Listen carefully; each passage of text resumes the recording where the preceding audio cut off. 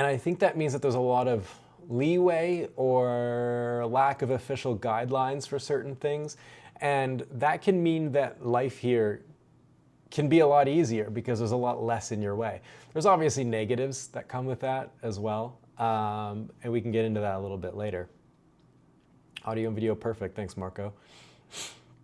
But yeah, so like one of the things that I wish Canada had was faster road construction.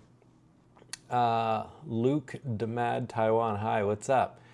You know, because like in Canada, road construction takes forever because of course we have horrible winters where it snows a lot and they can't work on the roads in that season. So they have to get all their work done when the weather permits it. And because Canada has things like unions and workers' rights and safety and all of these things, you know, people can't work really long hours. People have to have, you know, I'm sure there's a lot of like safety inspectors.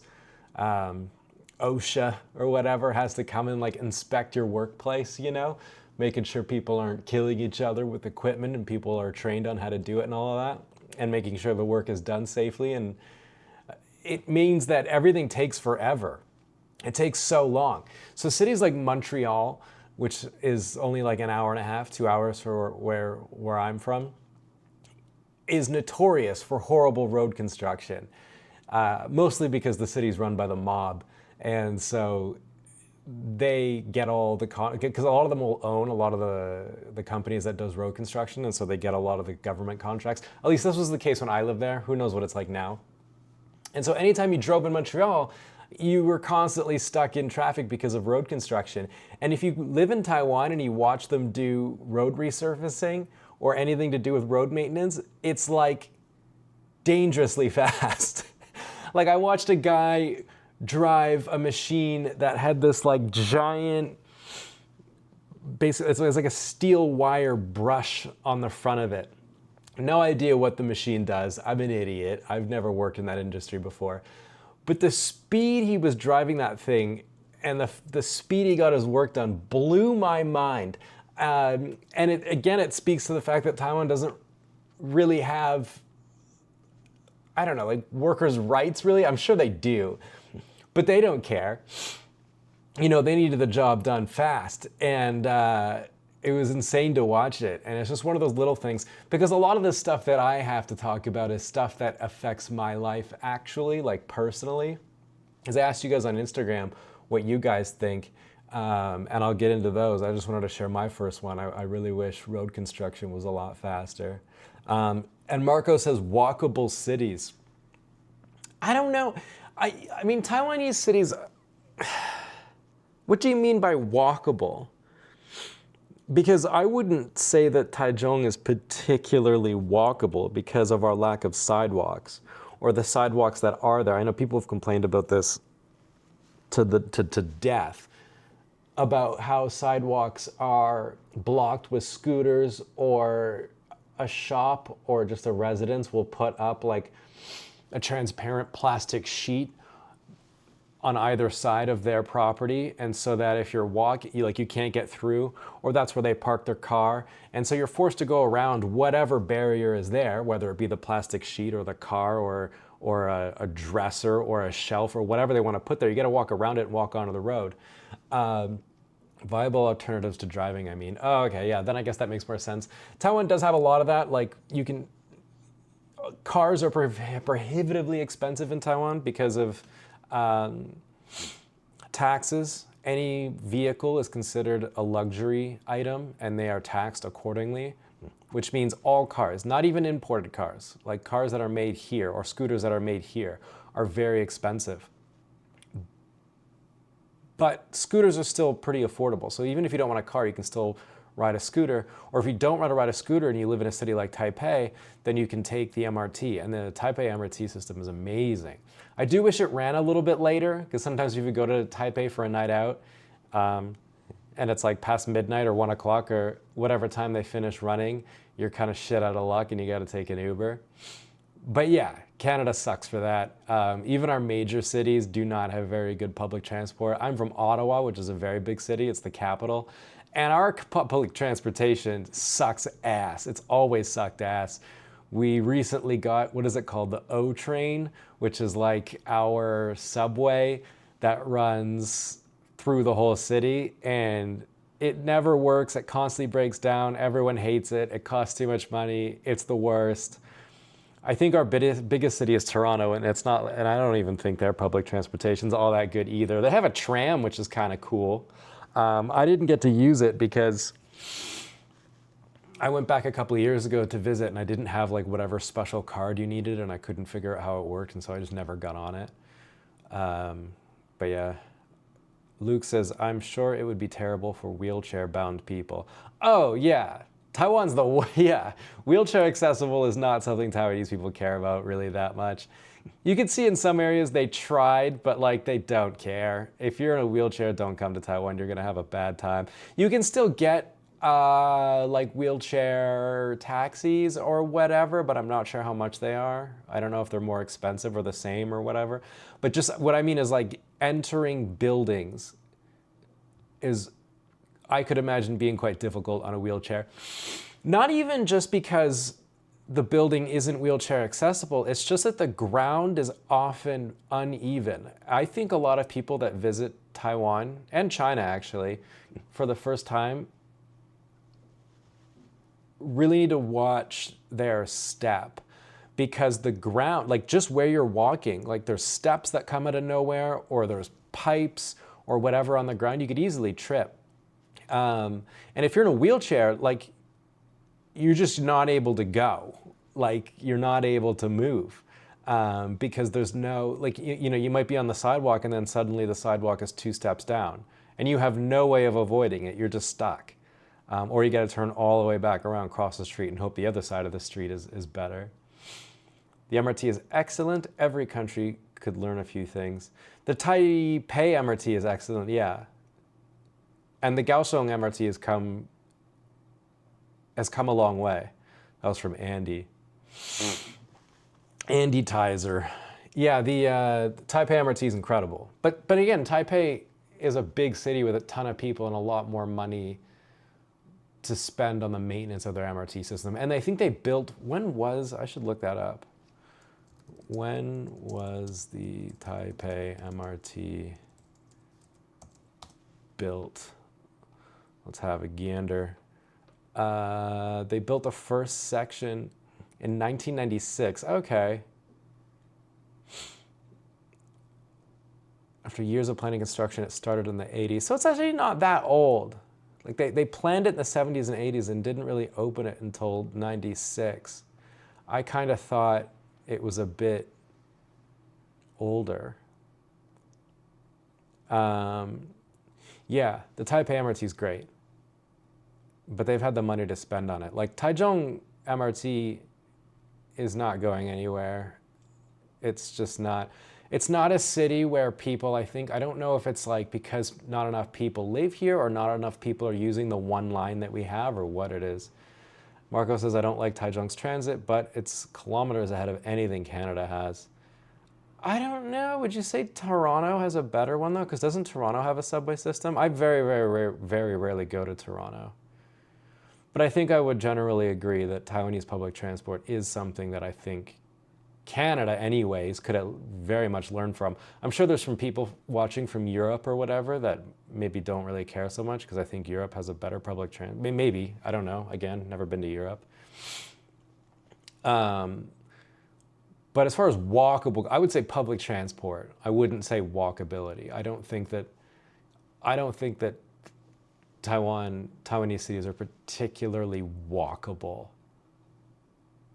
But public transport for sure.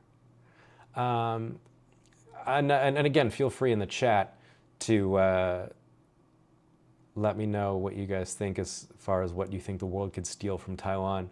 Because there's so many things here that make life so much easier. Like that's why so many foreigners have such a hard time leaving Taiwan, because life is so comfortable here. It's so convenient.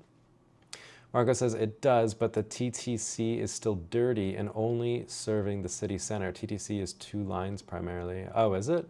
I've never used it. Like I remember trying to take, I think it was the tram, and usually like here in Taiwan, if you don't live here, you can just buy a ticket. Like they have machines. It's like a little token, and you can just buy one. Like you don't have to have a card, a special card or whatever. And I think they just did, they just started accepting credit cards or something like that. I don't know. But I didn't see that available in Toronto. So I'm not sure how tourists are supposed to take it. They must have something, and I just didn't see it. Because Toronto does get a lot of tourists. So I don't know. And of course, if you have a message or you have a burning question, super chats are always welcome. I am permanently poor. So those are always welcome. Marco says the tokens are phased out now. Presto is Toronto's easy card. But then how does someone who doesn't live in Toronto use the MRT or whatever it is that they're for? Like how do you know what I mean? Like maybe I'm from some country, I don't have a Canadian bank account, or I don't, like how do I just buy, I guess what the equivalent of a bus ticket would be? I probably should have bought a bus ticket. I remember when I lived in Canada, you could buy bus tickets from like the convenience store, but I don't know if that's still a thing, because again, that was like 10, 15 years ago, so God knows how it's advanced. But anyways, while you're debating that in the comments, in the chat, the second thing I think that I wish the world could learn from Taiwan, just buy the Presto card. But I want to buy a if I don't live in Toronto, I don't want to buy your stupid card. You know what I mean? Because if you're a tourist, the only way you can really get around other than an extortionately expensive Uber would be public transportation. How much, let's look this up. How much is a Presto card? Oh, it's only $4 Canadian. Okay, never mind. If it's $4, it's not so bad. That's for the card itself, and then you load funds onto it. I don't know. I would still rather just pay for like a one-time trip. That sounds like a pain in the ass. But at least it's only $4. That's not so bad. Yeah, but you do this no matter where you go. When I go to Seoul, I buy a T-Money card. Don't they use an octopus card, or is that Hong Kong? I don't know. When I was in Seoul, I was with my ex's family, so we just drove everywhere. What was I saying? My second thing I wish the world had is coffee. Good coffee. I was, Ubers are so fucking expensive. Yeah, they're crazy. I was watching the hockey game the other day, and an advertisement on the whiteboard. So like they have like these electronic advertisements that show up on the on the boards now. You know, like if you're sitting there watching the game in person, you won't see them, but on TV, I guess they can put them in there digitally somehow with magic. And it was a ad for Tim Hortons, and I found it hilarious because the ad read, "Always 20 minutes fresh," which means, I'm guessing what it means is they make a fresh pot of coffee every 20 minutes, which is not fresh coffee. Like here in Taiwan, if you go to a convenience store, which are everywhere, every single street corner has a convenience store. Almost every, like almost all of them. They make the coffee fresh right there, like from the beans. It's made right there fresh. It's not sitting in a pot. It hasn't been like, you know, sat there for however long. It's made fresh, and it's always amazing. Every day I go downstairs, I walk to the street corner, I pay 45 NT, which is, I don't know how much that is. What's 45 NT to USD? I know I'm Canadian, but I'm just gonna use USD for, it's $1.43. Which is cheap. And I get a fresh cup of coffee, and it's the best.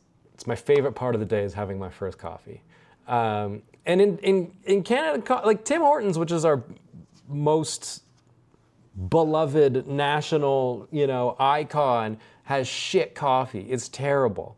I was so excited to have Tim's when I went back home, and I had it, and it was burnt bottom of the coffee pot, garbage coffee. It's awful.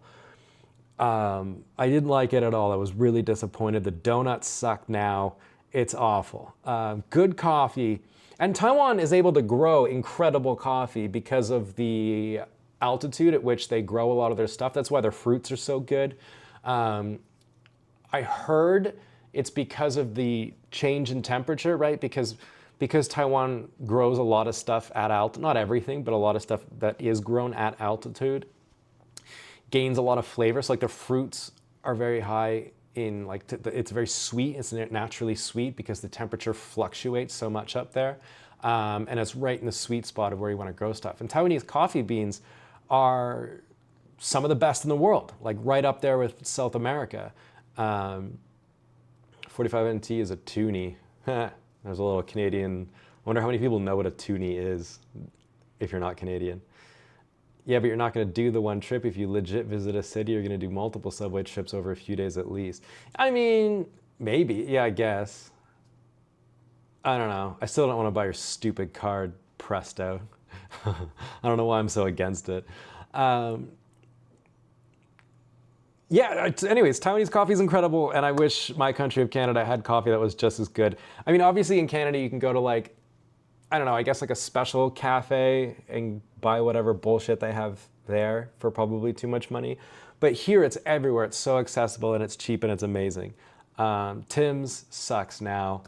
I'm sure it hasn't gotten any better in the 2 years since I've had it, or 3 years, however long it's been. But coffee, I wish the world had better coffee like Taiwan. Luke the Mad Taiwan says, always get Taiwanese beans when making coffee. It's very good and cheap. Yeah, it's excellent. Like, it's just as good as Vietnamese coffee or whatever. And no one talks about it. I really want to make a video about it, but I just don't think anyone cares about coffee.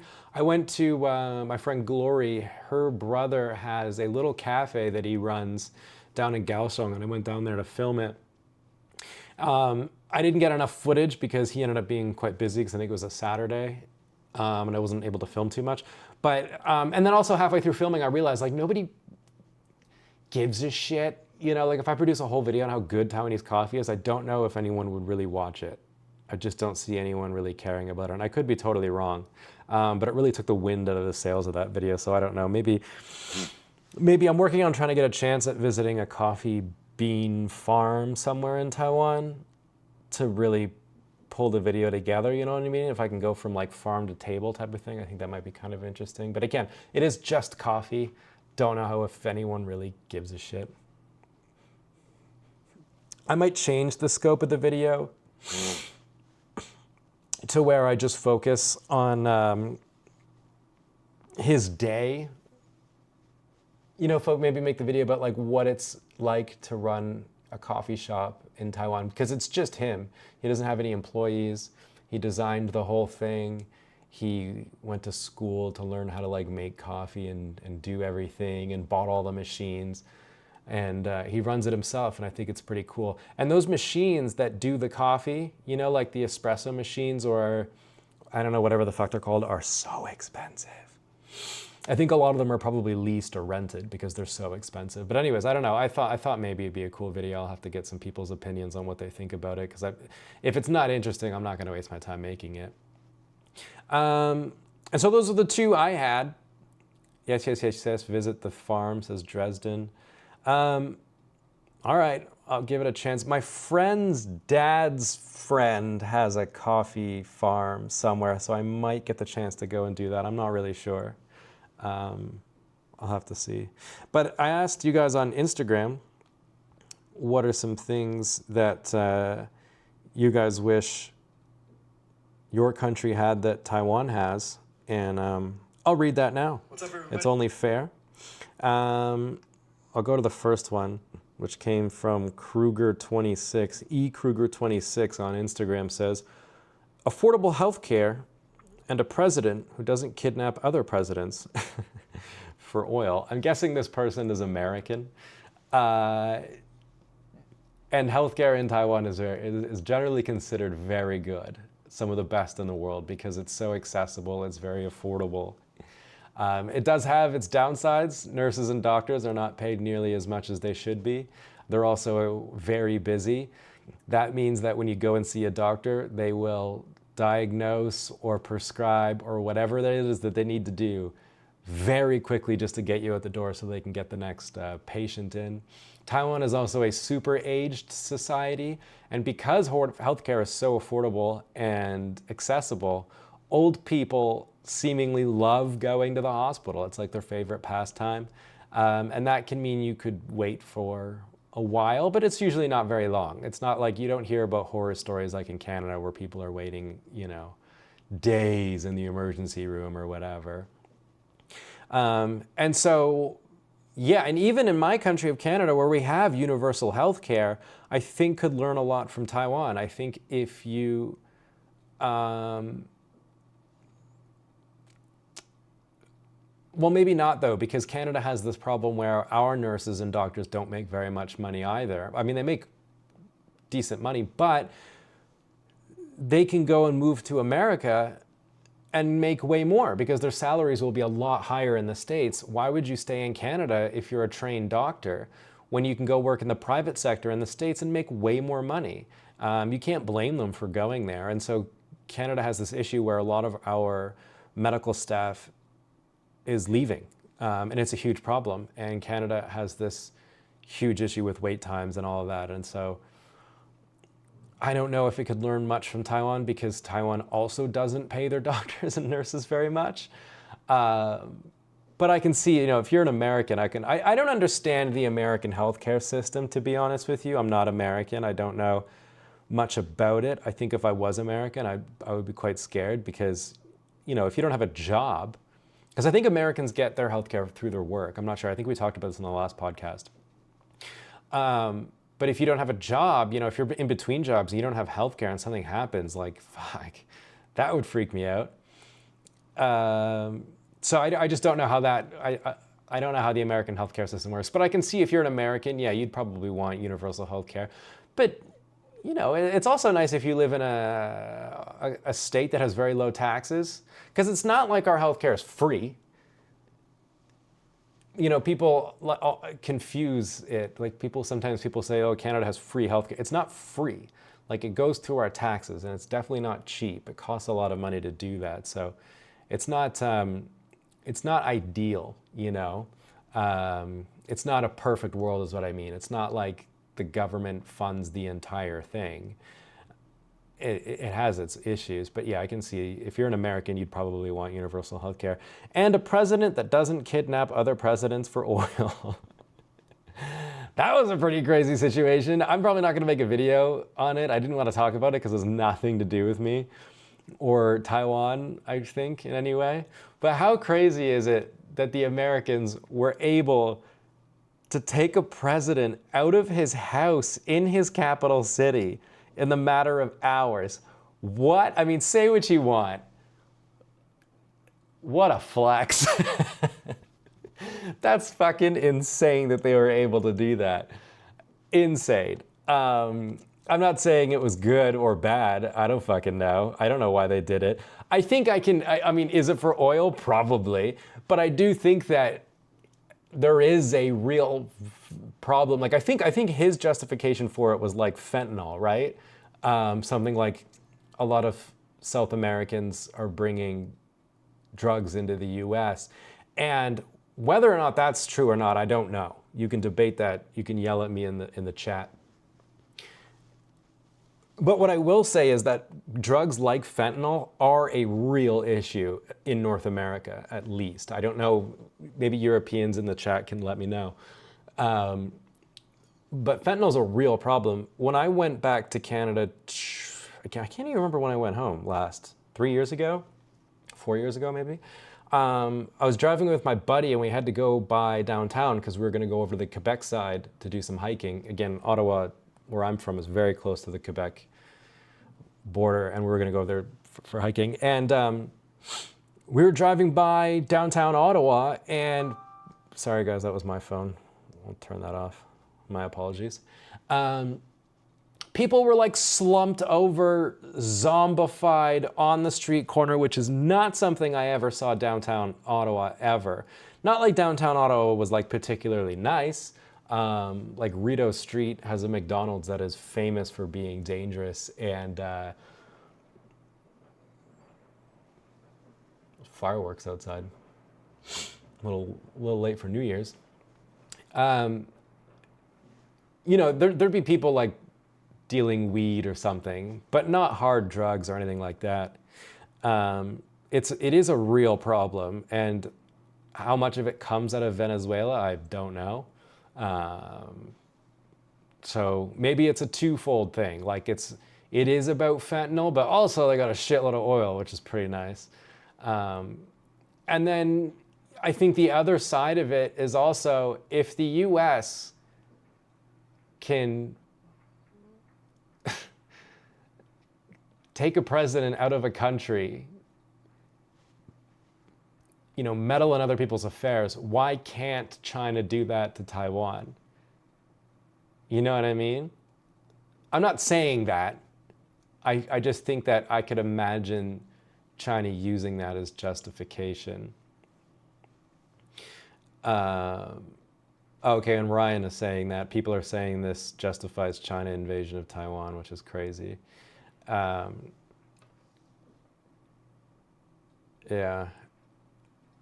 Sorry, let me get back into the chat. I should ignore you guys for super chats. Didn't we talk about in the last stream? Because I'm so poor and I never get super chats anymore because I'm so on top of the chat. I should leave you guys on red. Okay, Luke says milk tea in Taiwan is awesome. Probably the worst tea I get is almost the best I was able to get in Michigan. Milk tea is great, yeah. Love it. You probably shouldn't drink too much of it because I can't imagine it being particularly healthy or good for you, but every so once in a while, it's very good. Henry Thoreau says, like Canada, never mind. Brad Habit says, kind of back to the coffee subject. I wish Australia had good tea in takeaway. As you go into a cafe and order a tea, you get some dusty, shitty old tea bag that's probably been sitting in a jar for a decade. Yeah, it's the same in Canada too, I think. Honey Bear Baby says, some Americans get it through their jobs, most don't. Oh, really? And even if you get healthcare, it's still expensive. Really? I thought it was like if you... I thought your job came with like benefits, which would include healthcare. Honey Bear Baby says, in America, we have something called the Monroe Doctrine. We don't allow foreign countries influence in our hemisphere. I'm guessing you meant to say China and Russia were getting too involved there. We stepped in. I mean, okay, it makes sense. I guess you can, right? It speaks to the unbelievable capability of the American armed forces that they're able to do something like that and suffer zero casualties. Zero. Absurd. Henry Thoreau says they nationalize U.S. oil companies. They don't make fentanyl. Your Chinese Canadians import more fentanyl. No, I think what it is, I think China makes the fentanyl, but they ship it to South America and then they bring it into the States. I don't think that they make it in Venezuela. I think it's just coming, I think it gets there and then it goes into the States. I shouldn't say I think that, because I don't fucking know what to think. That's just what I've heard. Let me be clear. Prairie Fence setting precedents for China invading Taiwan. Indicted by the DOJ, which is the Department of Justice. And then Dresden says, we got our health care from employers in the 50s. Oh, okay, so it's not a thing anymore? I don't know. I know what we should do, chat. Let's start a poll. Does the... What's his name? Maduro? Meduro? Is that his name? Maduro. What's going on here? Maduro. Situation justify China invading Taiwan. There's your poll. Have at it, chat. Um, anyways, yeah, crazy situation. We'll come back to that and see what the poll results are. MVELDT says, good food. I don't know what country these people are from, but it sucks that your country doesn't have good food. I would argue that Canada has pretty terrible food, to be honest. I think that because Canada, and I'll speak to Canada just because that's where I'm from and that's what I know. And you guys feel free in the chat to share what your country is like. Obviously, if you're from Italy, you're probably not going to have this issue. But because the way that Canada runs, the way our economy is, and just the culture and the way the government is, Canada favors monopolies or very large companies. It's not a good country to run a small business in. It isn't. Are there people that have small businesses in Canada? Sure. Is it easy? Fuck no. There's a pretty good chance that if your business, like say you open a small business and it becomes successful, you're probably going to get bought out. Which could be good, don't get me wrong. You could make a lot of money from selling your business, but that's just the way things are. It's not a very friendly place for new businesses. And what that means is that restaurants are often chain restaurants. And Canada has a lot of them. You know, if you go to Ontario anyways, we have a lot of chain restaurants that are the most popular ones, like Jack Astor's or Moxie's or whatever. And they'll be on either a municipal level or a provincial level and sometimes a federal level. For example, when I lived in Canada to put myself through university, I used to work at a pub that was called the Royal Oak. And back then we had, I think, 13 locations in Ottawa, but it was only Ottawa. And it was quite difficult to run your own pub or your own restaurant, you know, where there's just one. Very difficult. One, because of the reasons I just mentioned, because it's not a very friendly place for small businesses. And two, just the nature of running a restaurant is incredibly difficult. Like I think someone, what was the stats on it? Something like 1 out of every 5 restaurants succeeds or something, or maybe it's backwards. I don't remember. It's very difficult to run a restaurant anyways. And so that means our food is shit, because when you have fewer and fewer restaurants, because they're all either run by the same company or they're all monopolies or they're all chain restaurants, that means you have less suppliers. And when you have less suppliers, the ingredients that you have to choose from are a lot more limited. And so the food is shit. It's really shit. If you go to these chain restaurants, oftentimes the food is not going to be very good. And so Canada, I would, unless you're cooking at home and you're a good cook, sure, of course. But that's also a negative because you have to cook at home. If you live in Canada, you're not going to go out to eat very often. If you go out to eat in Canada, it's usually for a treat. You know, it's not something you do every day. Maybe if you worked downtown, you know, in my home city of Ottawa, if you had a cozy government job, you know, and you worked in one of the big federal buildings downtown, maybe you could go out for lunch every day because you could afford it. But most people are packing a lunch or they're cooking dinners at home.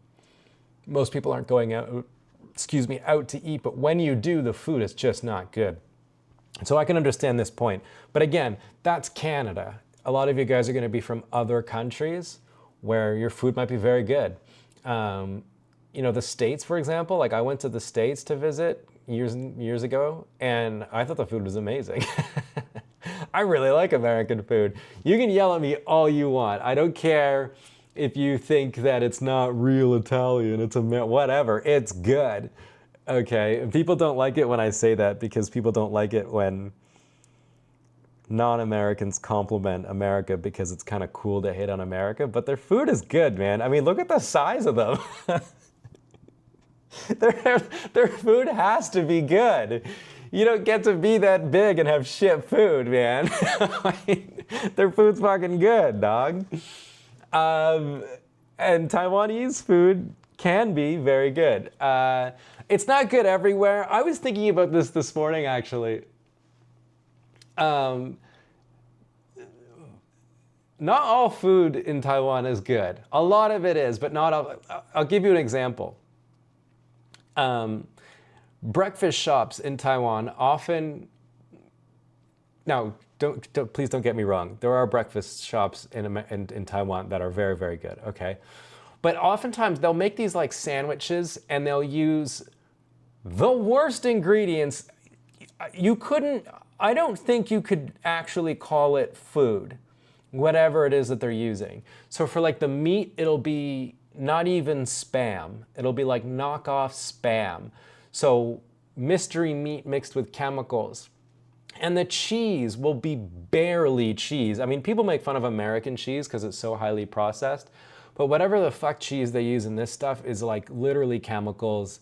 And then, I don't know, a shitty piece of iceberg lettuce and a bun that is made of chemicals. Like they have this famous bread here that people, I don't know that they actually eat it very often now, but it was quite popular in lunchboxes back in the day. It's called 苹果面包, or apple bread. There's no actual apples in the bread. It just kind of has a sweet tinge to it. I guess that's why they call it apple bread. It's supposed to be apple flavored. If you ever try it, it doesn't taste fucking anything like apple. And it is quite literally just chemical bread. It's god awful. So don't come here and think that everything you eat is going to be incredible. And not everyone's going to like food here. You know, a lot of the flavors aren't going to be popular with everybody, you know. And it's okay. When you come to visit Taiwan, you don't have to like everything. But there's going to be a number of things that people aren't going to find all that appealing. I like pretty much all of it. There's very few things in Taiwan that I don't like. What gets me about Taiwanese food is textures. So gung, I think it's the first tone, is like a thick gelatinous soup, and I don't like it at all. And they use it in a lot of different dishes, and I really dislike the texture. It's very sloppy. It's gelatinous. It's not very appetizing to me at all. But Taiwanese people love it. And I also don't like small dried seafood. So what I mean by that is to get a seafood flavor into some of the things, they'll use like tiny baby little shrimps that have been dried. And it's not, I don't like that flavor. I like seafood a lot. I can eat seafood, but seafood flavored things like that is not good. It's rancid to me. I don't like that. And they'll sometimes do the same thing with tiny fish. And I don't like that flavor. But yes, I do think that Canada can learn from the food. Let's see what's going on with the chat. I was thinking about holding you guys hostage. I was thinking about leaving you guys unread so I could demand a super chat. Like, I won't look at the chat until I get a super chat, but I also don't. I feel like that's a douche move, and I don't really want to do that. I do want to do it, but I don't. I feel like it would be douchey. Let's see what I missed.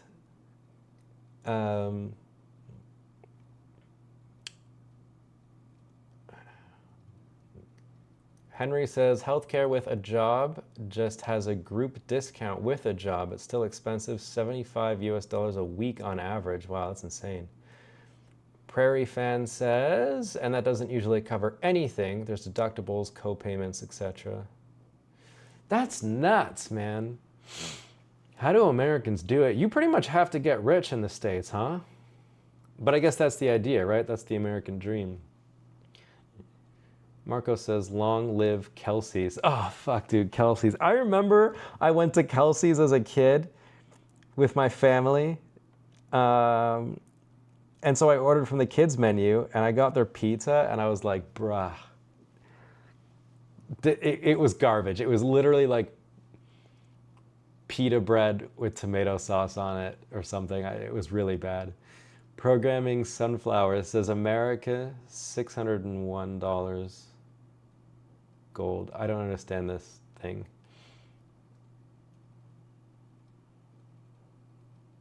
I don't understand what you're saying here.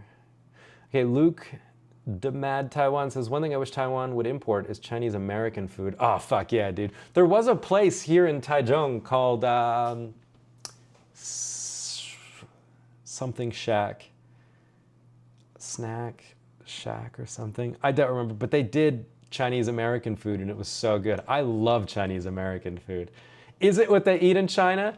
No, not even close, but it is fucking good and you cannot tell me different. Like Texas barbecue is amazing. Yeah, dude. And what I really like about American cuisine is that every region has their own thing going on. Like every state, like a lot of states have their own kind of barbecue. Like North Carolina has their own style of barbecue. There's Texas barbecue. There's like a Louisiana thing. The Midwest, I can't remember where in the Midwest, but they have this thing. I'll show you guys. It's called the garbage plate. It's really interesting. The garbage plate, American food. Did I share the screen? Yeah, I did, okay. The garbage plate is a famous indulgent regional American dish from Rochester, New York. Sorry, not the Midwest. New York's not the Midwest, right? But anyways, look at this. It's, oh, you guys can't see it because my face is in the way. Whatever.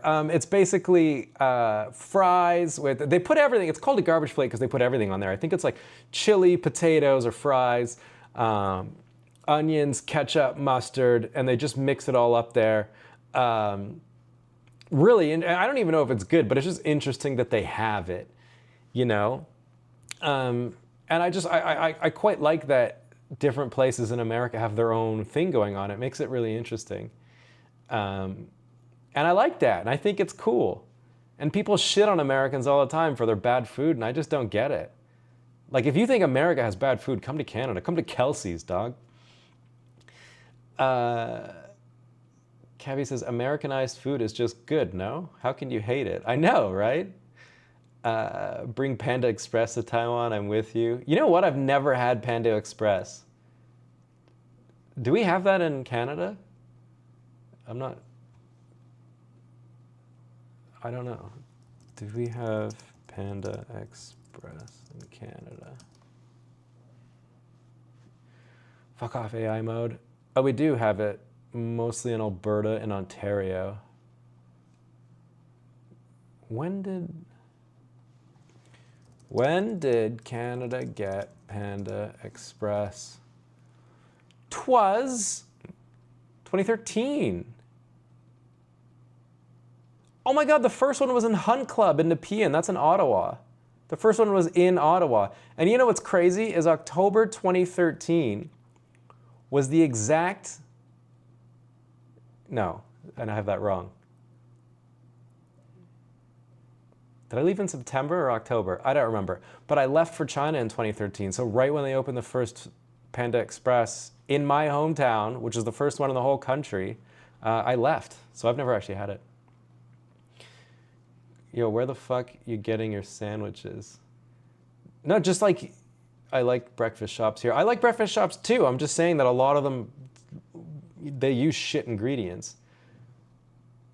This guy with a Subway ad? Yeah, I had Subway today. Not a big fan of mushrooms, and Taiwan loves it on everything. Really? I love mushrooms.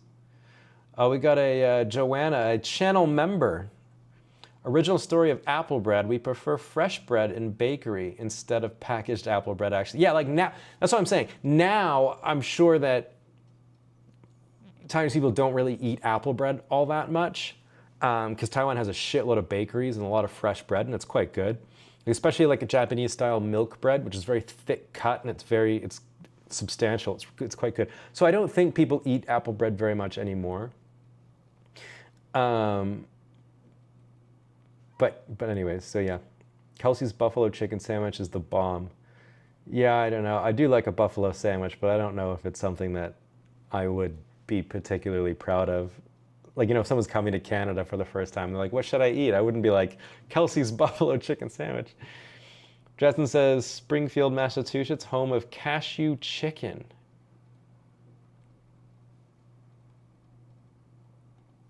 What? Cashew. Jesus Christ, my keyboard. Chicken is a dish. Oh, it's a Chinese American dish? Is that from Massachusetts?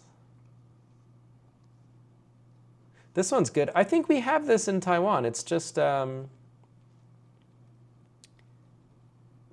Ji, isn't it? Isn't it just Kung Pao chicken? Traditional stew, stir-fried in a wok, tender chicken, cashews, vegetables. Springfield style is a deep-fried version of the dish.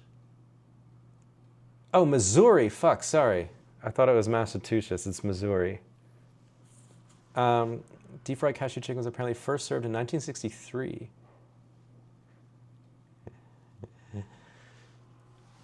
That is cool. And that's what it looks like? That's an old-ass photo. It's got the egg roll on the side. I would try it if I ever end up in Missouri for whatever fucking reason. That's pretty cool.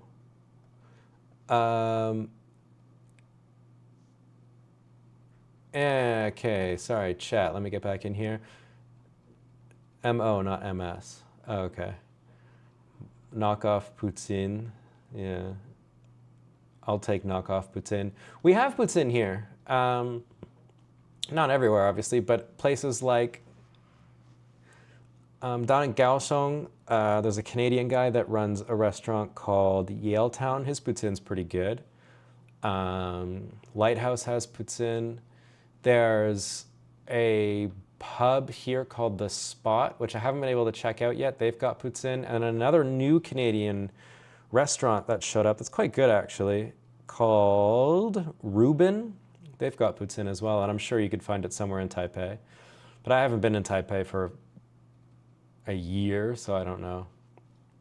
Panda Express is disgusting. I'm sorry. Is it?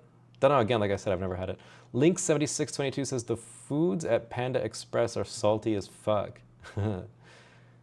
It's a criminal to call it Chinese at all, even fusion. Well, whatever. Call it whatever you want. People apparently really like it. Taiwan Express. Prazi Aloha from Joe in Kaohsiung. What's up, Joe? HSR. Yeah, HSR is a big one. I don't know that Canada would be able to use an HSR. Like, can an HSR run in harsh-ass winters? Like, try running an HSR through, like, Winnipeg. Maybe they can do it. Maybe I'm wrong. Maybe it's totally viable. I don't know. But I think that's why Canada doesn't have it. And also, Canadians are very fond of driving, especially cross-country. Because Canada's very beautiful, you know? And to get to drive across, it's quite nice. I would like to do it one day. But the HSR in Taiwan's pretty fucking amazing. I like pho, Viet Cong, got that one right. Yeah, but I'm sure your country has it, no? Taiwan needs better Italian food. The pasta here is bad. Next time you're in town, Marco, I'll take you to Amici. They've got pretty good pasta. I mean, you'll probably hate it, but Via Rail Canada is super fast, man. They go like 90 miles an hour. Dude, Via Rail Canada can suck my fat one, dude.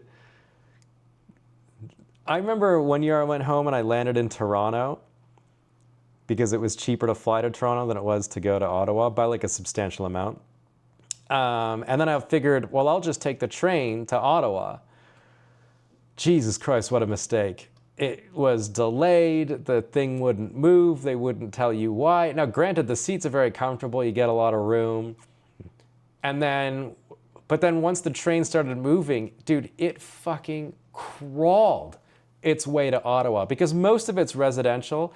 And I assume, I don't know this, but I assume that Canada has a lot of like safety laws and noise pollution laws and things like that, where trains, if they're passing through residential areas, have a speed limit, which is like a very low speed limit. And we crawled our way to it was the worst. Prazi, if you took a blank map of the US, how many states could you name? I think I could name all of them. especially if I have a map.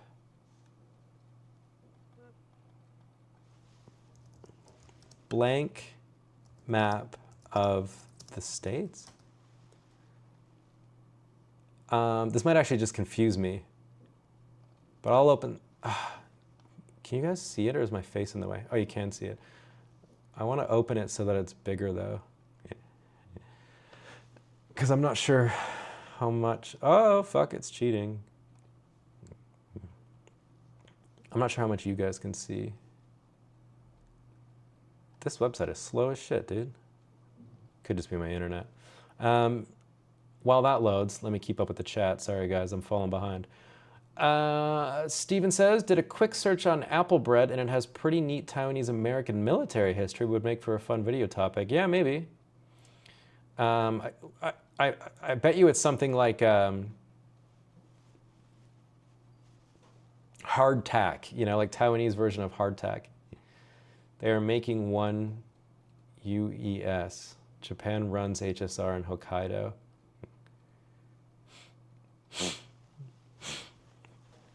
So maybe they could do it in the snow then. Marco, yes, of course, Europe and China run HSRs through the winter weather. Yeah. I wonder then. Toronto to Montreal is making a high-speed corridor in the future. Fuck, yeah, right. Unsub, blasphemy, lol.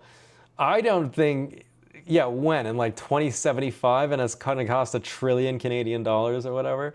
Joseph Schickler says, Kaohsiung needs Mexican food badly. Miss my chimichanga, carne asada. Asshole burner. There's a place here in Taichung called Aztec, I think. And they do a pretty fucking good chimichanga. And let me tell you something. I don't think chimichangas are actually Mexican. I think they're an American invention. I don't care because they're really good. Eat local traditional food. Best Chinese in the world. Okay. Wow, 100 bits per second. Yeah, I don't know what's going on with this. Does Taiwan have good cheese? Is that why Italian and Mexican food doesn't have a great scene in Taiwan? You can get good cheese, but it does cost quite a bit of money. And why it doesn't have good Italian and good Mexican food, I don't know. I think Mexican food is still trying to make its way into the Taiwanese market, and it's not exactly, I don't know, it's just not what Taiwanese people are used to. So I don't know. With Italian food, Taiwanese people fucking love Italian food. There's Italian restaurants all over the place. But it's often not what you would consider to be Italian. Like, not even, like, already, Italian food is a weird one, right? Because you've got Italian food in Italy, which is usually very simple. They usually like to use very few ingredients. They usually like to make it very fresh. So a pasta sauce will have, like, olive oil, tomatoes, and, like, that's it, you know? They'll eat pasta with simply garlic and olive oil, olio, or whatever the fuck that dish is called. Carbonara is just Parmesan pecorino, I think, black pepper and egg yolk, and what is the pork jowl called? Not prosciutto. It's like it's kind of bacon. I don't remember. But anyways, it's very simple. And then you've got Italian food in America, which uses a lot of cream, a lot of different kinds of cheeses, a shitload of garlic, a lot of, you know, it's like more substantial. It's more, you know, the meatballs are bigger. The amount of meat in all of it is a lot more. And then you've got food that's here, and it's like, you know, they'll put onions in a cream sauce. They'll put corn in a tomato sauce. Like, they'll do weird things to kind of Taiwanify it. So,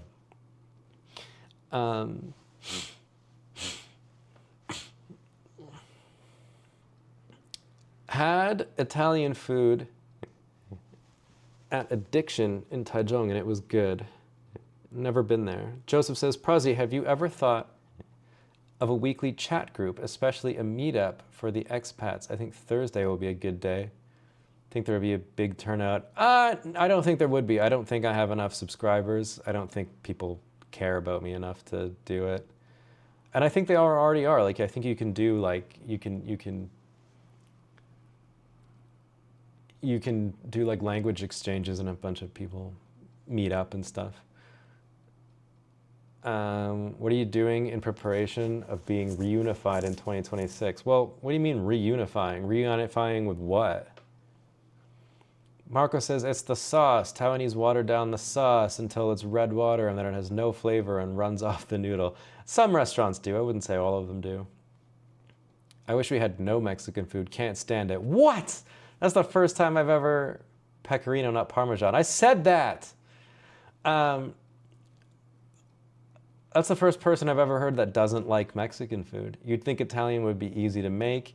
It is easy to make. As far as like gathering the ingredients, a lot of it is just about technique. Guanciale, yes, thank you.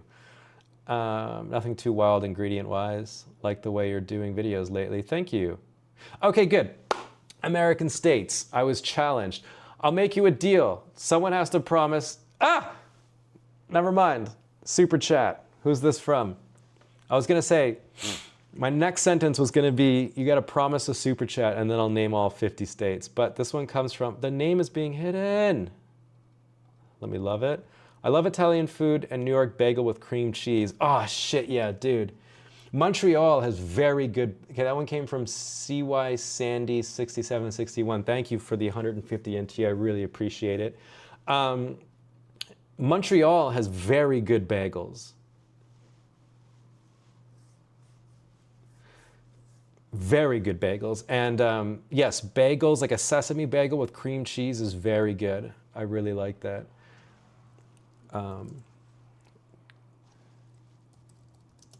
Agreed. And thank you so much.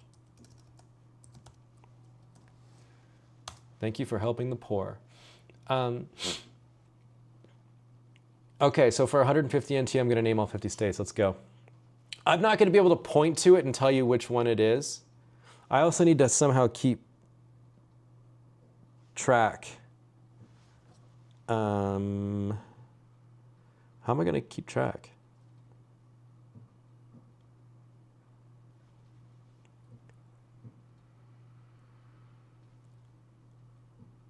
I'll write them down.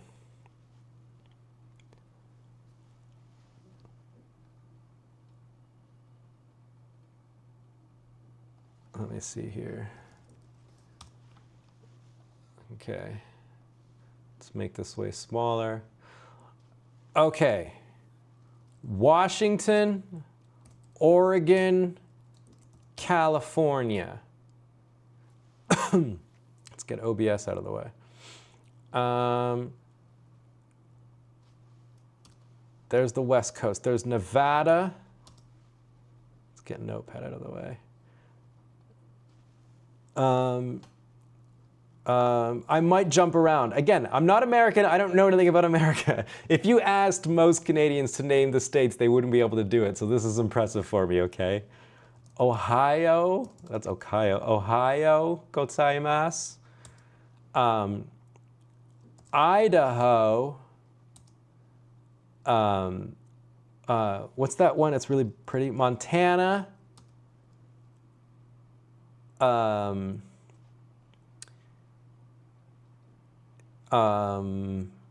North Dakota, South Dakota, I think are those two middle ones.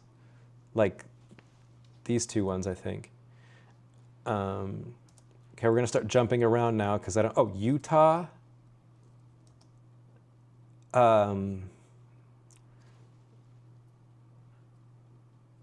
New Mexico. Is Louisiana a state or is that a city? New Orleans is the state, right?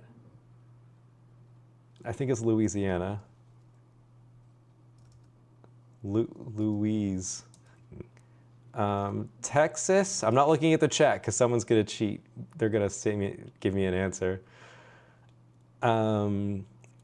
Tennessee. Don't know if there's two N's in Tennessee, don't care. Mississippi. Did I say Arkansas already? Arkansas? Did I say that already? Kansas. Fuck, this is embarrassing. Let's just go all the way to the East Coast because that's hard too. Georgia, Florida, fucking South Carolina, North Carolina. I'm going to say Delaware because I always forget that one. Maine, New York, Connecticut. That's a state, right? Rhode Island. That's a bitch state. Not because it's a particularly bad state. I don't know anything about it because why? But why the fuck is it a state? I always forget it. Massachusetts. Pennsylvania.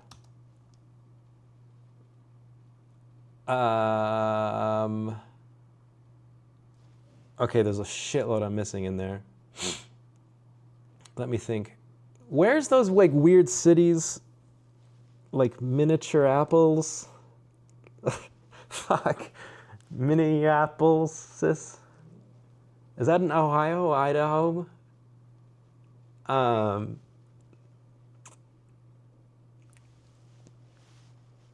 I gotta think hockey. New Jersey. If I know the hockey team, then I'll know it. The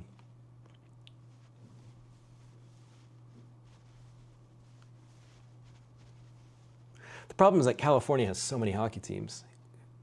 Utah just got a team, but I said Utah. God. Oh, Colorado, of course. Alaska. Hawaii.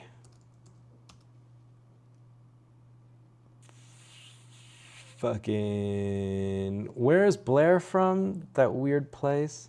Wisconsin. Did I say that one? Where's Chicago? The Blackhawks. Where the fuck is Chicago? It's in that place that starts with like an I. In Indianapolis. What is it called? That state. I can't look at the chat because it's cheating. I apologize. I don't want to feel like I'm ignoring you. It's just cheating. If I Michigan is a state. Did I say Michigan? But Chicago's in Michigan? No.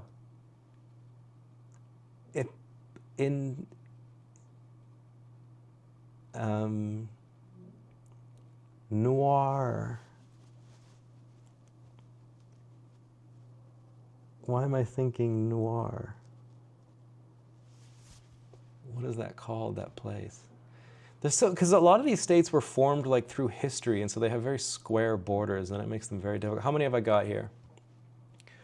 1, 2, 3, 4, 5, 6, 7, 8, 9, 10, 11, 12, 13, 14, 15, 16, 17, 18, 19, 20, 21, 22, 23, 24, 25, 26, 27, 28, 29. Fuck, I'm still missing so many. I feel like I got all the hard ones. I'm definitely missing some on the East Coast, though, because there's so many weird tiny little states, you know, like the 13 colonies. I just have to think of more hockey teams.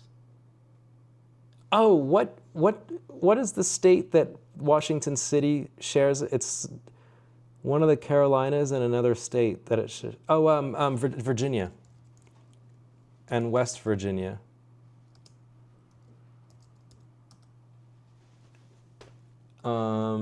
Let me think of some southern states.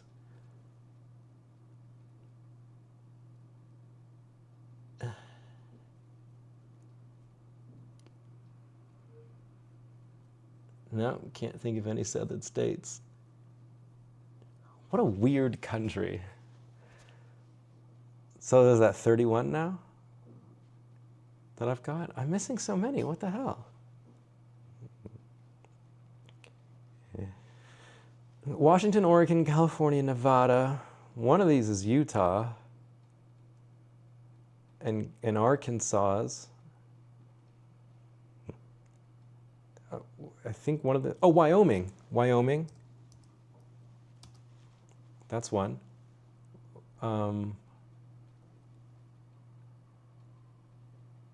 What is this big state? What is this? Did I say this one?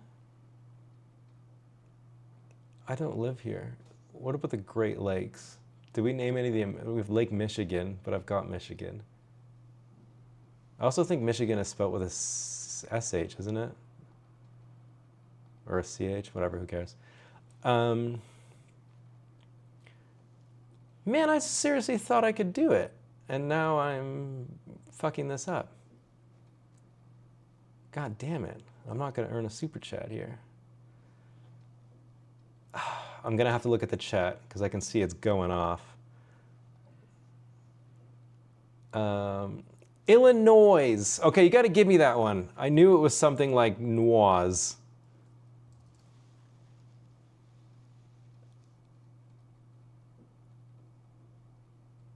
He'll not get my state. New Hampshire, that's a state? Fuck. Okay, I'm cheating now because I'm getting it from you guys.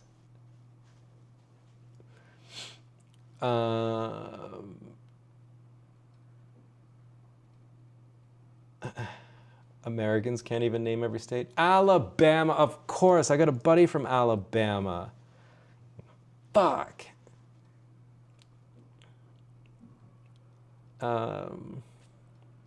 Indiana is Indianapolis.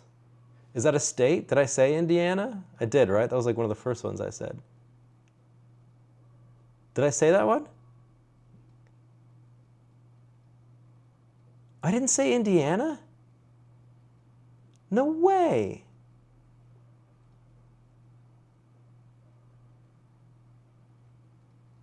I had it in my head and I was going to say it later. No way did I not say Indiana.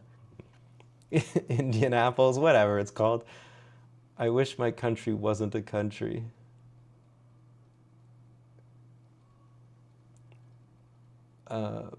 Indian names are messing them up. Disney State. Play me some Southern music like Grandma and Grandpa used to roll down the river, down the Cajun Highway. Don't know what that is. Poor Midwest never gets love. I got a lot of Midwestern ones, didn't I?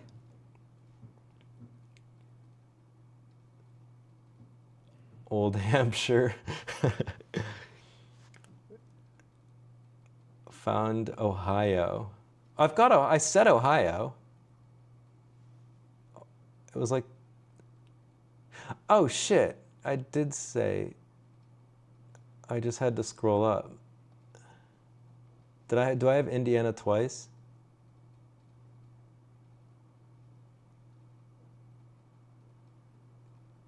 I don't think I did. Okay. You were saying India apples. Yeah, but that was because of the city, Indianapolis. Nebraska! Fucking... What's her name is from Nebraska? How did I forget Nebraska? I just joined, so I don't know. Okay. I was challenged to name all 50 states. Ah, super chat. Thank you. 30NT. You should have attached a message to that. Kilik1532. I appreciate that. So far, I'm 180 NT up in this live stream. It's been an hour. I make 180 NT an hour. That's how it's done. Minnesota. How did I forget Minnesota? They've got a hockey team. I said Michigan already. Kentucky. Did I not say fucking Kentucky? God damn it. The chicken. I said Alaska and I said Hawaii. Oklahoma. That's the one I was missing. That's where my buddy's from. I was trying to think of it and I was like, where the hell is that place called? Kansas. I've got Kansas. I got Prozzy. I'm sorry, Sonny. I was challenged. Florida. I got Florida. Okay, let's count. I'm pretty sure I got them all. 1, 2, 3, 4, 5, 6, 7, 8, 9, 10, 11, 12, 13, 14, 15, 16, 17, 18, 19, 20, 21, 22, 23, 24, 25, 26, 27, 28, 29, 30, 31, 32, 33, 34, 34, 35, 36, 37, 38, 39, 40, 41, 42, 43, 44, 45. I'm still missing. I've got Nevada, I've got New Mexico, I've got Arizona. Not even, no, it's not even, yeah. I've got all those. Mississippi I've got. We're gonna have to look at like a real map of America.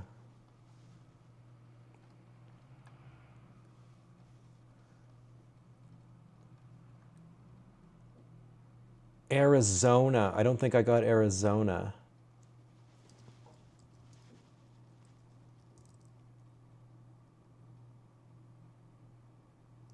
I don't think so. Idaho, I'm sure I've got, yeah. Idaho, potato. Oh, that's Montana? That's what I thought Montana was further south. Guys, I bet you it's going to be some fuck-off eastern state that no one thinks of, like one of those tiny ones. They always get me. Every time I try and do this, it gets me.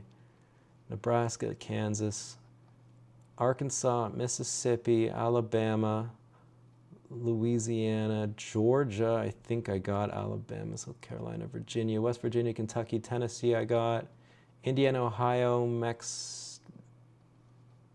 Wisconsin, Michigan, Minnesota, Pennsylvania, Virginia, Delaware, New Jersey, Massachusetts, Kentucky, Rhode Island, New Hampshire, Vermont, fucking Vermont.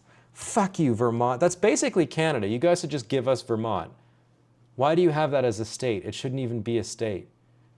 It should be ours. Fucking Vermont. Shut up. Stupid. Nantucket. That's a city, right? Delaware. What a weird place, Delaware. Maryland! That was the one I was thinking of that borders Washington. That's a state, right? New Mexico I got, Tennessee. Yeah, I got Carolinas. Where did I write Carolina? There's North Carolina and South Carolina somewhere. I wrote it. I fucking wrote it, right?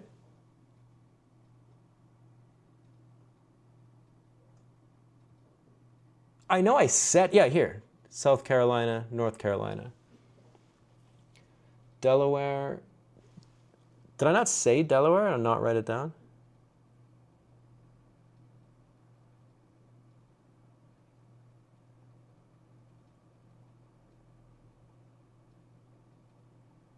Yeah, I got it here under North Carolina.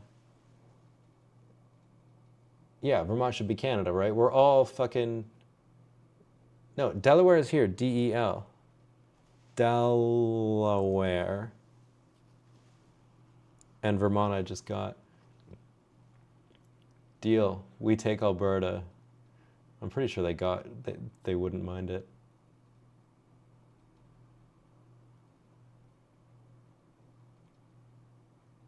Utah, Maine, Maryland, I got all those. Georgia, I got somewhere. Georgia here. This is a thrilling live stream. I'm glad you guys are joined.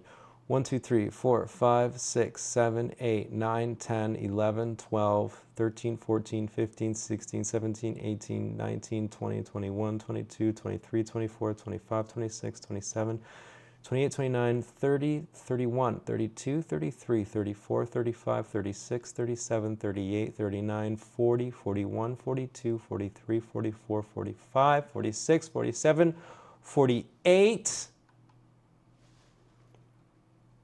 I'm missing 2.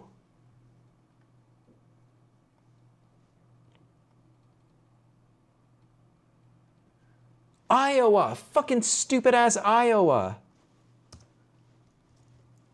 That's a stupid state, shouldn't exist. There's one state I'm missing, guys. I know this is probably not the best live stream, but we gotta get it. What is it?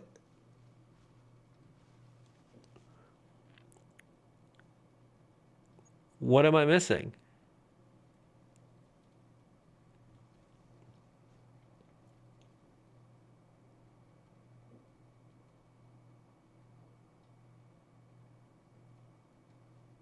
I, it's like an OCD thing, you know? Alaska? I'm sure I got Alaska with Hawaii here.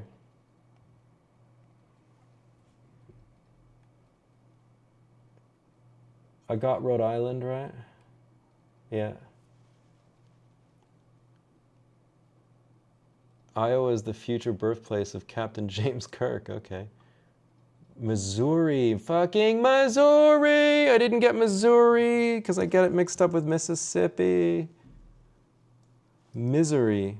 That's it. That's all 50. Done like dinner. Sure, I needed the chat to do half of it for me, but that's all 50 states, son. Done. Thank you. Who is that? Grimace. St. Louis Blues, of course. Fucking Montreal just played them. Or was it Ottawa? I don't remember.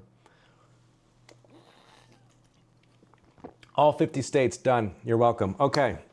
Back to the topic of today's Puerto Rico is a half state. Yeah, but it's not one of the 50. Back to the topic at hand. Kansas City Chiefs. I don't watch whatever sport that's from. Danny Hung says, good public transport, which we discussed already on the live stream. Low crime rate and gun regulations.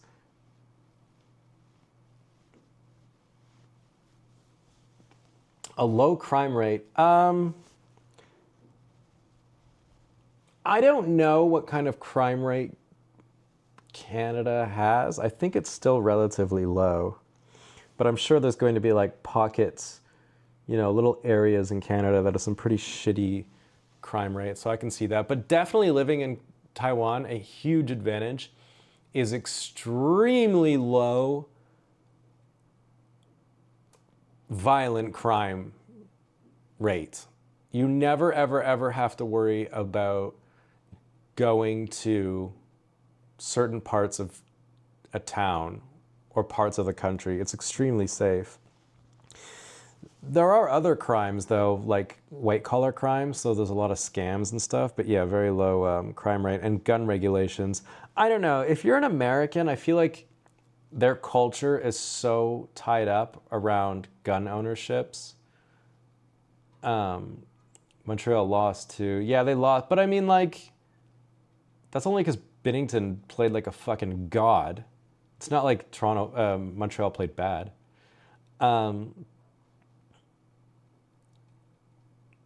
So anyways, yeah, Americans love guns, so gun regulation for them is kind of a sticky subject. Lily Rose says, no more Kuomintang and CPP parties. I think she meant to say CCP parties, but I could be wrong. Or TPP parties. I don't know. No more Kuomintang. I think, well, first of all, she's got that question backwards. I think she wants, that's something she wished Taiwan had that other countries don't, that have, like, you know what I mean? I'm asking, what do you think, like, I'm from Canada, I'm asking, what do you, like, what does Taiwan have that I wish Canada had? So she's kind of got it backwards. But that's okay. Gulu79 says cheap but still tasty food. We discussed that already in the chat. And Hung.Sonia, no corruption. There should be a leader / party / president with visions and ambitions. I don't know that Taiwan has no corruption. I think it's quite famous for having a shitload of corruption. I don't know if that's something that we could learn from Taiwan, because there's a lot of corruption here in the government. The Chinese have a vast spy network across the entire world, and a lot of that is targeted at Taiwan. And if you look at the news, people are constantly being sent to prison for spying for China. So I wouldn't say there's no corruption. And it's nothing about necessarily Taiwan. It's actually like almost a core pillar of Chinese culture. Corruption has been an issue in any country that's been influenced with Chinese culture forever. So I don't know that no corruption is something we can learn from Taiwan, but I can appreciate your enthusiasm. And Matt at Bryce says, a sane president. Yeah, a lot of Americans aren't a huge fan of Trump. But at least he's decisive. Gotta give him that. Speaking of Trump and that whole situation, let's take a look at the poll. I asked you guys, does the Maduro situation justify China invading Taiwan? Surprisingly, 23% of you said yes, which is surprising. I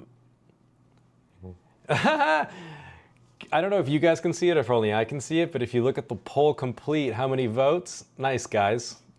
I appreciate that. 69 votes. Very nice. I think it probably does send a pretty piss poor sentiment across the world as far as, a case to be made for Taiwan having its own sovereignty. Because you could argue, what right does America have to do something like that, right? To kidnap a foreign leader from their country so that they can run that country how they see fit. You could say, well, what right do they have? But then, on the other hand, you could also say that, well, maybe they have no right, but who's going to stop them? You know what I mean? Like, does America need to have the right to do it? They can do it, and no one's going to do anything about it because they can't. So, I'm not saying it's right or wrong, but like, what are you going to do? It's the American military. What are you going to do? Like, we still haven't seen the full ramifications of this. What ramifications? What are you going to do? Like, it's fucking Venezuela. That country is a goddamn mess. What are they, like, what retaliation are you planning here, Venezuela? And I'm not saying, like, again, I'm not saying it was right. I'm just trying to figure out what ramifications there's going to be. Trump also wants Greenland and Canada. No, he fucking doesn't. I don't think... National security. China was setting up shop in our side. I've heard that as well. Like a lot, like because Russia and China invested billions into Venezuela, that's why they had to kind of lock that shit down to kind of keep this part of the world safe, their kind of hemisphere safe.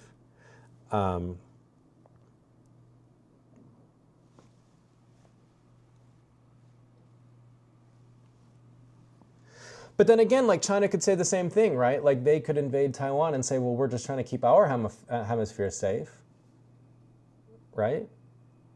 Like that, it's our backyard, just like Venezuela is your backyard. It's the exact same argument. This cuts Cuba, Russia, and China off of massive oil supplies. Yeah, but again, China could use that same argument against Taiwan, saying like, well, we took Taiwan because it cuts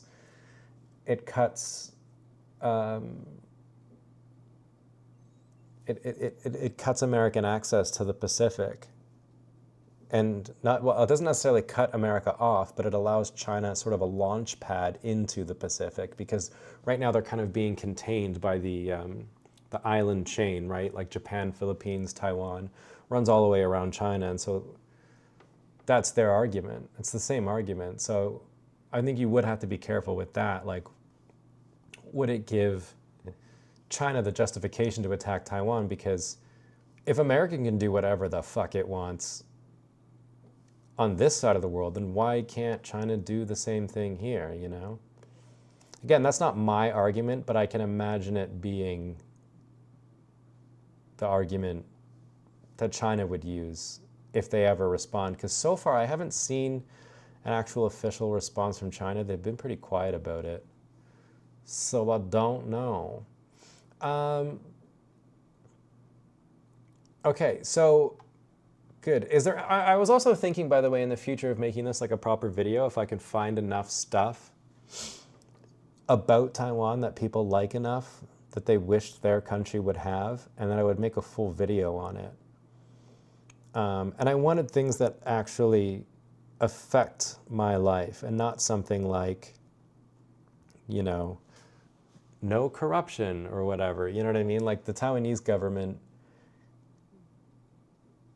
being corrupt doesn't immediately affect me, you know what I mean? Which means it wouldn't make it wouldn't be a relatable video, if that makes sense.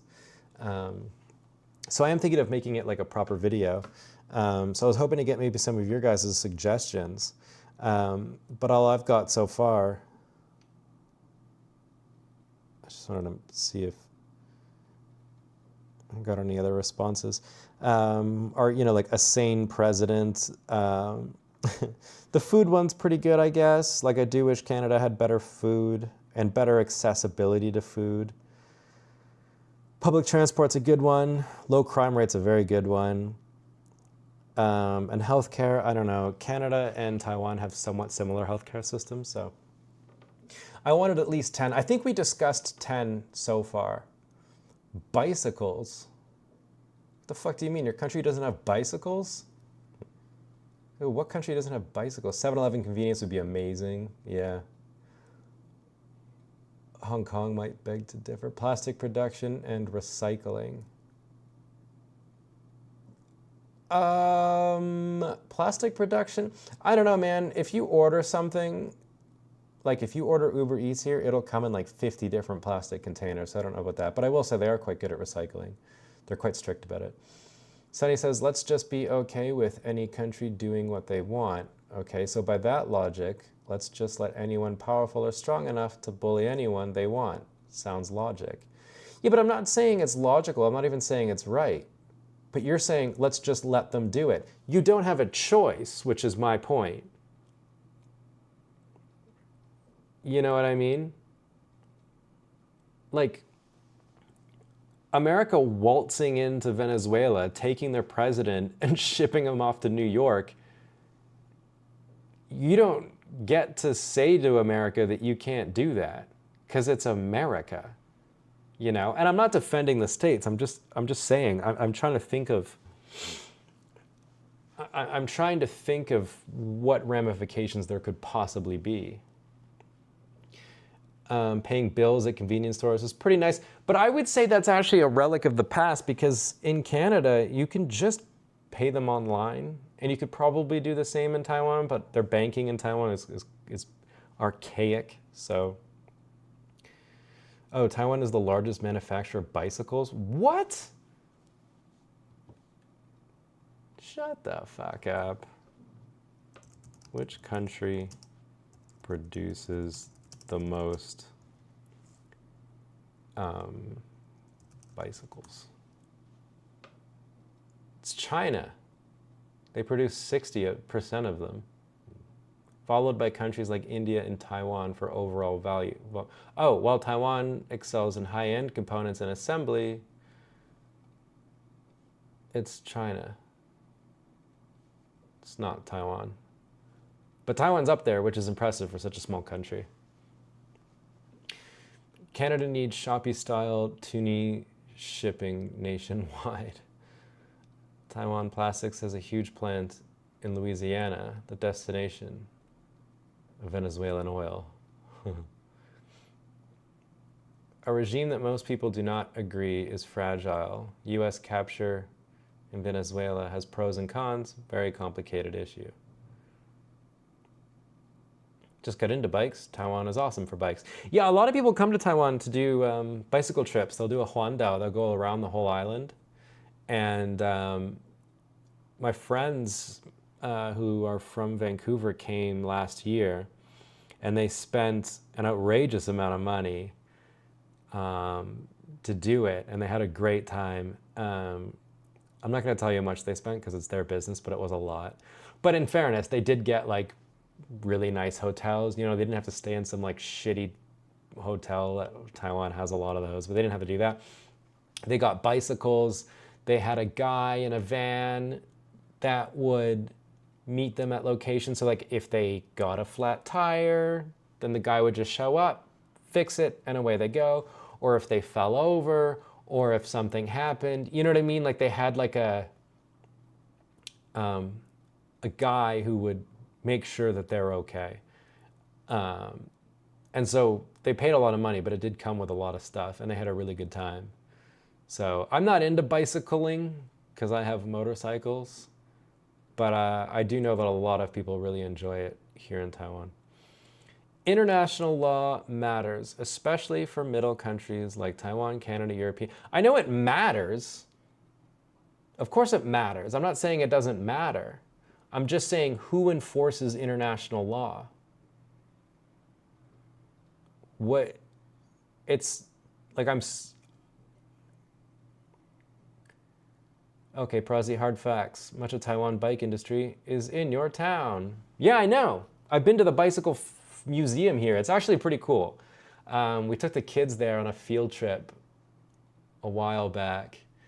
And they've got a pretty cool bicycle museum, actually. So he says, yeah, we can't sit back and say, oh, it's fine, it's just Venezuela. But what if another big country says, well, they did it, so can we? It's very destabilizing to the rules-based order. I totally agree. I totally agree. I'm just saying there's nothing people can really do about it. The U.S. enforces international law, so guess what? Exactly. Exactly. That's what I was getting at. Like, yes, there's international law. Who enforces it? It's America. You know, and people are like, oh, American imperialism, America runs the world, blah, blah, blah. And I can understand that feeling because maybe not everybody trusts the states because they're acting in their own interests a lot of the times. But what's the alternative? You know, if it's not America that's going to be the world police, what's the alternative? It could be China. I can't imagine that going very well. I mean, Venezuela was already pretty well allied with Russia and China, both countries investing billions into Venezuela, and look how that turned out for them. Venezuela is not a particularly nice place to be. So SRAM, Giant, Aura, maybe you should reach out to do sponsorship vids. They would never sponsor me. Because I don't ride bicycles and they don't do sponsors, I don't think. Marco says Canada needs mixed use development. Basically houses on top, but shops or commercial space on the bottom. I don't know, I was just reading a news article about apartments in Canada losing a shitload of value, like small, cheap apartments that they built a ton of because, you know, there's a housing crisis in Canada. And they're losing value, which is surprising in a country like Canada. And also, yeah, maybe they could use houses on top, shops on the bottom, kind of like Taiwan has, but Canada will never do it because our development laws are so strict. It's extremely difficult to change around land designations. So like if this particular plot of land is for agriculture, it's super hard to change it into a residential area. And probably even more difficult to have it as a mixed use thing, right? Like a commercial and a residential plot of land in one. I can't imagine being very easy at all. And I wonder how that would even go down, you know, like because Canada kind of has adopted sort of the American style strip malls, which I hate, I think are incredibly ugly, but it's virtually the same thing, you know, it's just farther away. Which for Canada is fine because it's such a huge country. But yeah, I don't really like strip malls. I find them really ugly. But anyways, that was that. I don't know if this would be a good video I'll have to think about it. I'll have to think. My problem is that I've lived in Taiwan for so long now that it's difficult for me to find things that are unique to Taiwan because they're no longer unique to me because I live here. I kind of imagine making this video and people going, oh, I didn't know that about Taiwan. That's kind of cool that they have that. And I wish our country had that too. But I just can't think of what those things are because I've been here so long, and you kind of lose sight of the differences because you're so used to living here. And that's kind of why I did this live stream, to get your guys' opinion, but I don't know. We'll have to see. And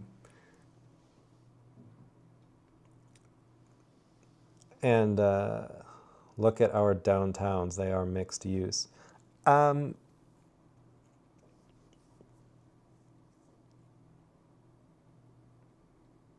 I think some of the, maybe are the historic areas mixed use? Because then they wouldn't have changed, right? Anyways, Sam, Tokyo Sam, who's a YouTuber I am good friends with, he does live streams every single week, and he'll do entire live streams where if he gets a super chat, it continues the live stream for like 20 minutes or something. I haven't tried it because I don't get super chats enough. Like, my live stream would literally be 20 minutes and it'd be over. But I figured we would try it at the end because I don't have anything else to say on the topic, and this was a good live stream. But if someone sends a super chat, I will extend this for 20 minutes. I'm just going through the chat now to make sure I didn't miss any. I think I got the 2, right? Yeah. The 150 and the 30, appreciate you. So yeah, the girls are unique. Taiwanese girls are unique. I think, yeah, you could make a strong case for Taiwanese girls being unique. You know, they have a pretty good outlook on the world. You know, they've got like a pretty good international view on things. They're not so caught up in their own culture that they're crazy or makes them incredibly difficult to deal with or different, or they don't do like weird things, you know, or nothing that'll really shock you. And they're hot, so that's a plus, you know. Taiwanese girls are pretty fit. TL243 says, I wish you would get a guidebook for your area and explore deeper around you. For this area? At the risk of doxing myself, I usually don't like to film around where I immediately live, but I think if I found an interesting part of town, I could probably do that. And what do you mean by explore deeper? Like, do you mean make an area a character in a video? Because I would like to do that. I just don't think that Taichung has much of a character.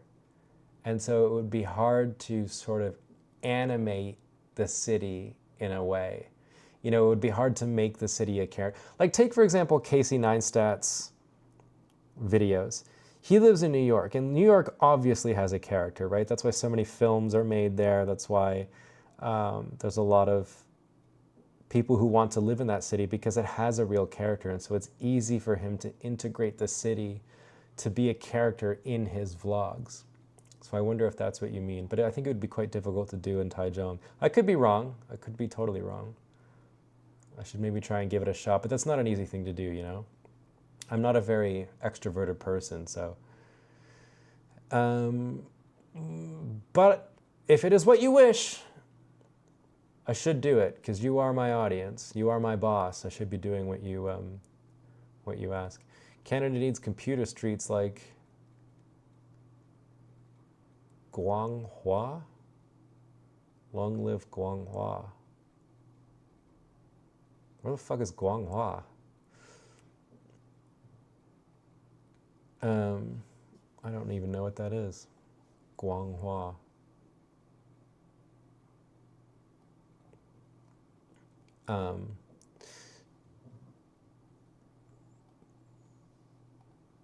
I think Taiwan, as far as like computer streets go, they're pretty good at like, they're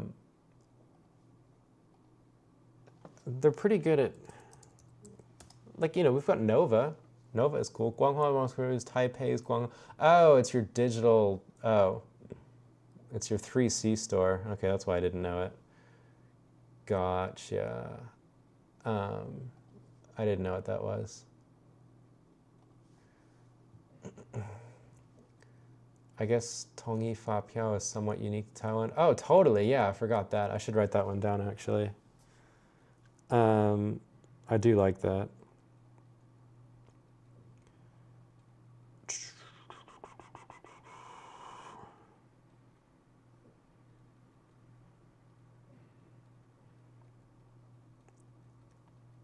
Good coffee and unified personal. Yeah, that one's pretty unique to Taiwan. I like that. It's really convenient. The character of Welland is second to none. Definitely, 100%. That's something the world can learn from Canada, is having a Welland. The Lunar New Year is coming up. Any big plans? The videos of you and Ellen driving your scooters around the island was pretty neat. No plans. I never have plans for the holidays. The holidays suck. They're a write-off. Alan's got Parkinson's now, and so it's very difficult for us to do things together like we used to. Also, hotel prices have gone through the roof in Taiwan, and so especially around Lunar New Year, it makes it really difficult to get around the island with a reasonable amount of money. You know, you used to be able to do it for really cheap. You just find a really cheap place to stay. And it was fun and it was cheap, you know, nice cheap road trip. But now it's just not possible. And Chinese Lunar New Year sucks ass, dude. Like, everything is closed. There's nothing to do. I don't like it. That's why a lot of foreigners just leave Taiwan, because there's nothing to do.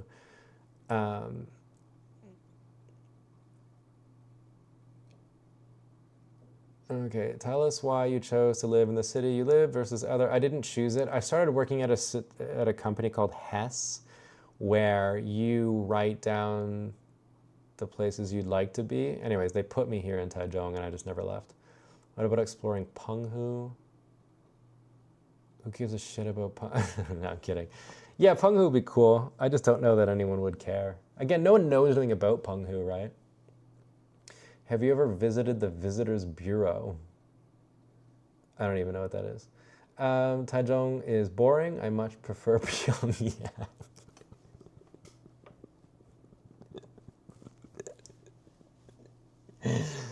That's a good one. Gary Bleeberg says, Happy New Year from the New Jersey Shore. Really? Like where that TV show was? I think Serpent ZA did a few episodes in computer malls. Yeah. Yeah, they're pretty cool. I did a members only video there once. Fast, cheap internet is nice in Taiwan. Oh, fuck, yeah, I gotta write that one down, the internet. Dude, me and Marco were talking about this on another live stream. I couldn't get over how I think Canada and America, like, your internet plans are outrageous.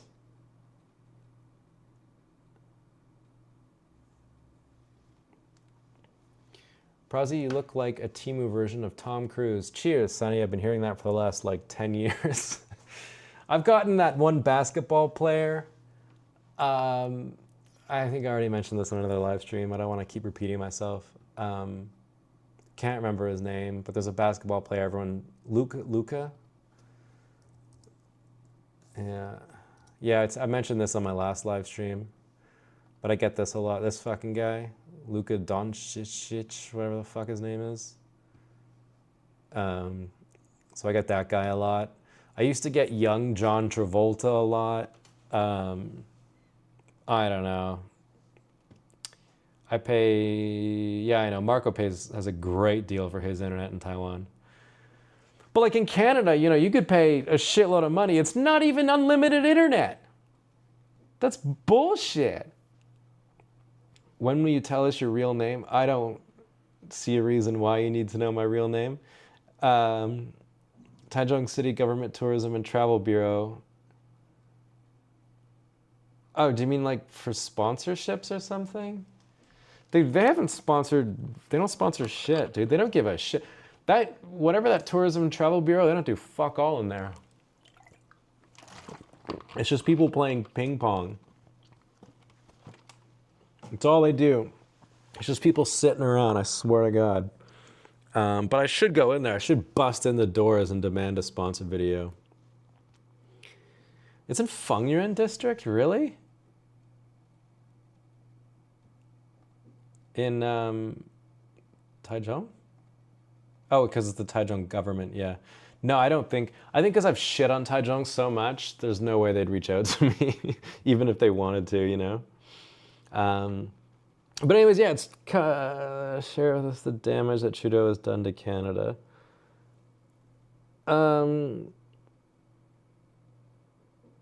Maybe for another live stream.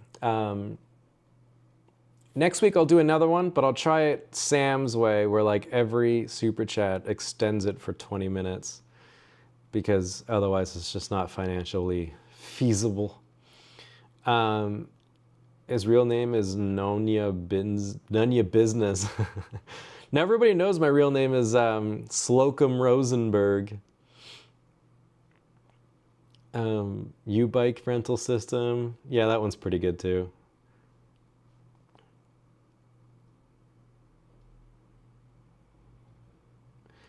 I would think that you could go in there, introduce yourself, and ask questions like, what is there to do in Taichung for someone who lives here or wants to live here? That would be a fun as hell video. Hey man, that's a pretty good idea. I'll write that one down.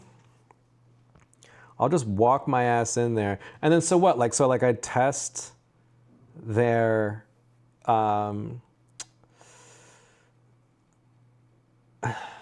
test their response. Like, what would I call that video though?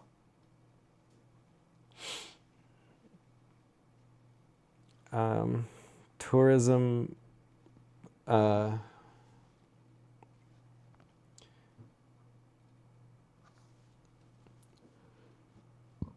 is it called?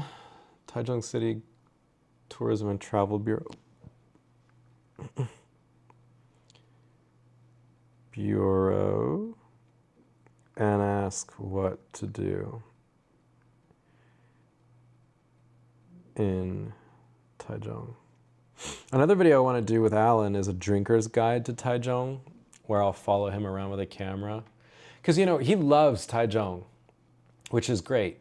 He just has a very different opinion of the city that I do.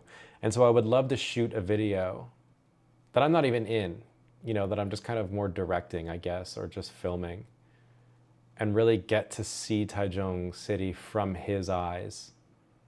Because I hate being such a negative fucking Nancy all the time, you know?